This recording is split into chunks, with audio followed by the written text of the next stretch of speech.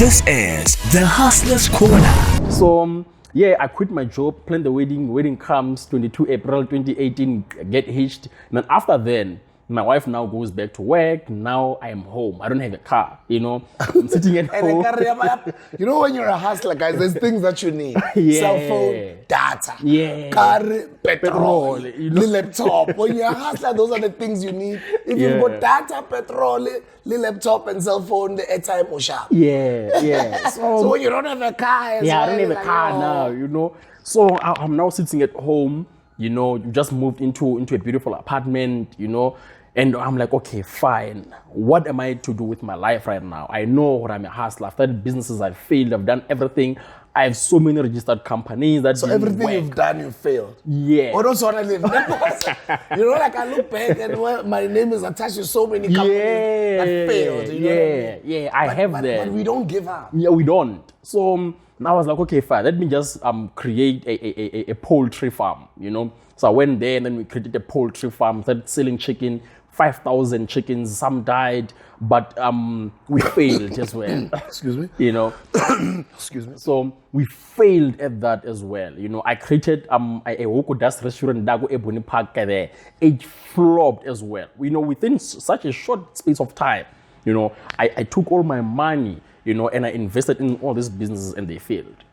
And that was now me having to sit there and say, love, let me just go back to work. We need money right now. The tensions at home are starting to show. But I was like, okay, fine. Let me just try something else. Let me just go back to my first love.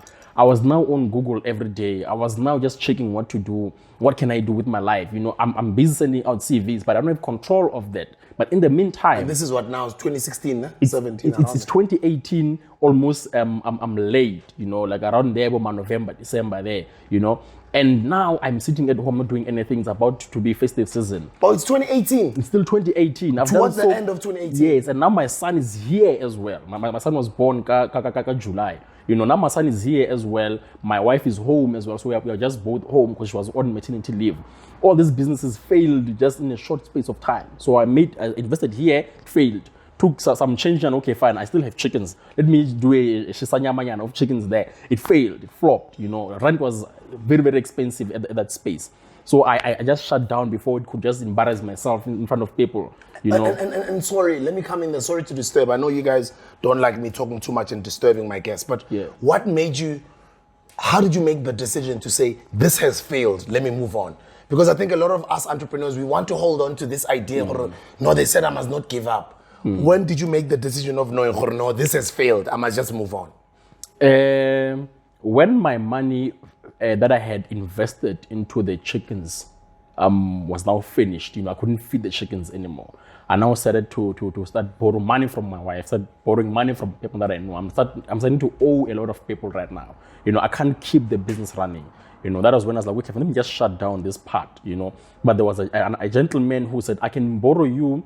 He borrowed me about 50 chickens or 500 chickens. I don't remember, but the money was about 50,000 rands. That I can borrow you this much of chickens. Go and sell them now, and then you can see what you can do. I was like, oh, okay, fine, we can do that. Now let me just create something called a Hoko Dust. It was a chicken grill of some type of a business. And when I had all the times during the day, I was now just checking what next to do. The biggest thing. I had to come up with the biggest thing that was just going to wow her. The only person that I had to impress then was my wife.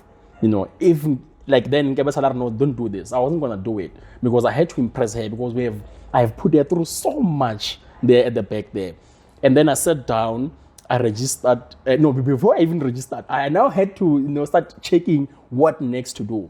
Yeah. I checked so many. Because we are like that, hustlers. Yeah. It's like, okay, what's next now? Yeah. I checked what next to do. And this other day, I was just reading like some Google articles. Then I read about Kanye West. I read about Kanye West's story. From the Rockefeller days to the Def Jam.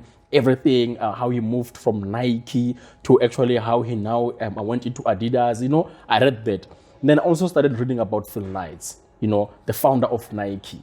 Yeah. So I was like, okay, So Nike started selling shoes from other people from Onitsuka Tiger from Japan. So that was like, okay, fine. Okay, let me just get this book because I was only reading, like a shorter version of the book. So now I went out there and then I bought the Feel Nice Memo, like I'm the founder of Nike. So that was when I was like, actually, I can do something. I love fashion. I had sneakers back in the day. I started going back into my archives, my old clothes, how I actually used to dress. I was like, there's something that I can do, So during all those days now, I'm busy researching about what I can do. And there's another South African who's actually doing that called Theo Balu. And I'm like, no way.